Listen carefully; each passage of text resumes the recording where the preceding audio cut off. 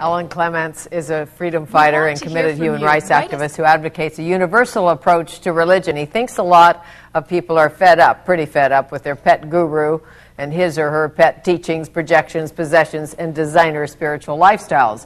Clements was the first American to become a Buddhist monk for 10 years. He meditated, learned to laugh at himself, let go of certainties, and ask a lot more questions. He has had incredible experiences in the war zones of Burma and the former Yugoslavia. Today, he has gone beyond Burma and Buddhism and written a book about the Dharma life called Instinct for Freedom, Finding Liberation Through Living. It is my pleasure to welcome Alan Clements to Studio 4. Hello. Hello. I should say welcome back. I haven't seen... How old were you when I first met you? 40. And you're 41? No, I won't ask you. It was a while back we met. It was, for sure. And how did you wiggle your way into a monastery, a Buddhist, Burmese Buddhist monastery? Neuroses and desire, and I was a brash artist that saw the world that was, you know, we were in genocides, the Vietnam era.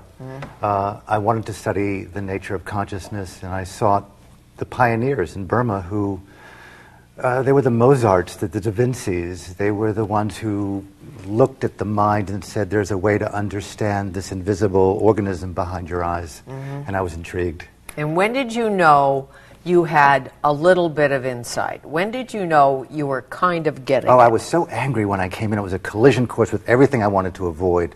No sex, no masturbation, no drinking, no parties, no driving, no love, no intimacy, no touching, nothing except just to sit in silence and be with yourself. And so after about 3 weeks of just cursing and raging about everything not being perfectly right for my enlightenment, I kind of took a big deep breath and said, you just got to stop blaming the world for how you feel. Why did you stay? I fell in love.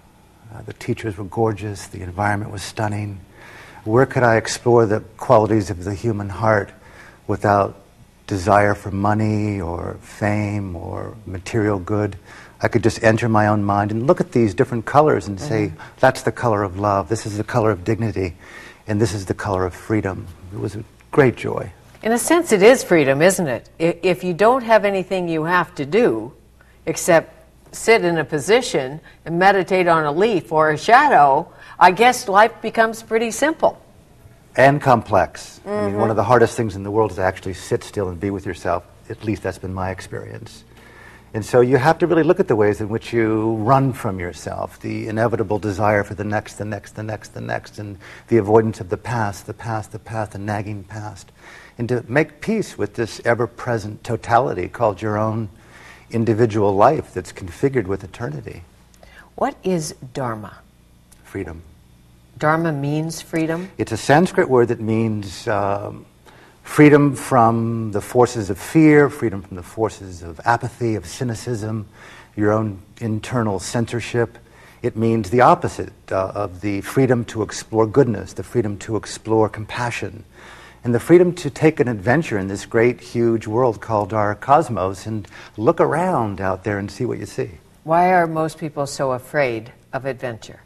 Probably the fear of losing whatever little they have, the fear of being judged, the fear of insecurity, the fear of the comfort of their sofa, their car, their friends, their toaster, their dogs, and all of a sudden they find themselves at 40, 50, 60 years old and go, wow, that was life? That was kind of boring, wasn't it? Well, it could be better if you set sail and pioneered in new places. I remember you telling me the story. Either I read it in Instinct for Freedom or you told me before, the story about the first time you ever saw a horrific scene. It was a Vietnamese monk who had set himself afire. A lot of people in protest. Yes, this was on the television when I was 16 years old. I had just come home after being in a tragic car accident.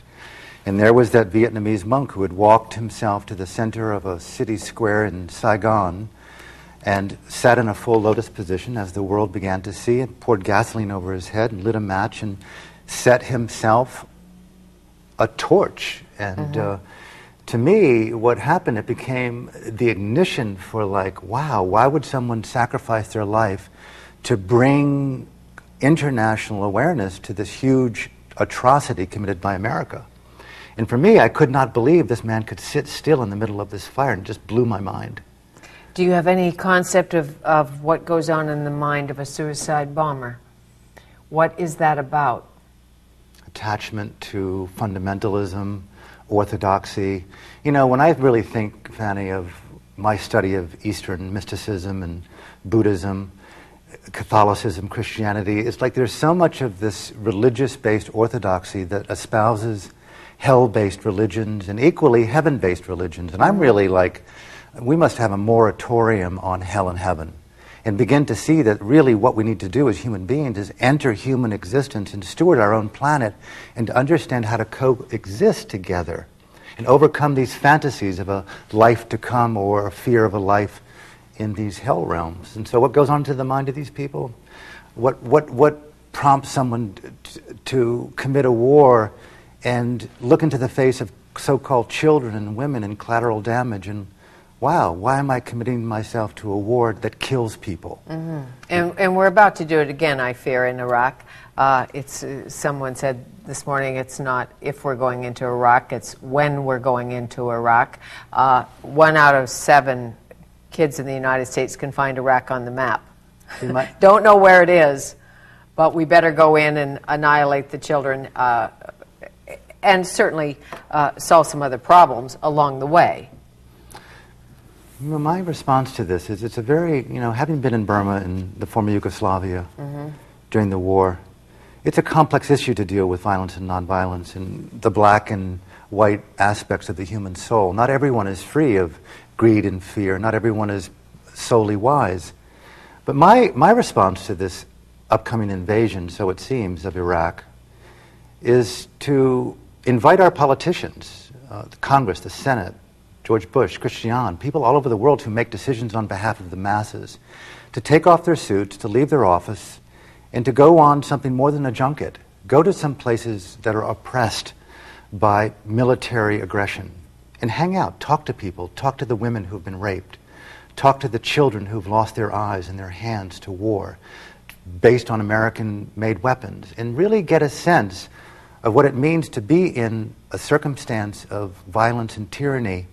And then when you come back and you still feel so adamant that you want to kill people in the name of oil, well, you're our leaders. I spent time this morning with Stephen Lewis, a former ambassador to the United Nations, and as you know, he's now an HIV/AIDS ambassador in a sense, and he spends a lot of time in Africa.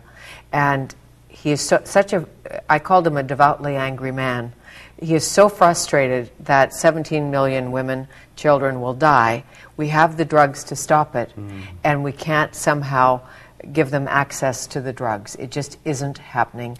And we are in our own little worlds, which is understandable, trying to feed our own kids. And the mentality is, and it's always been thus, I have to do what I do here before I can go there.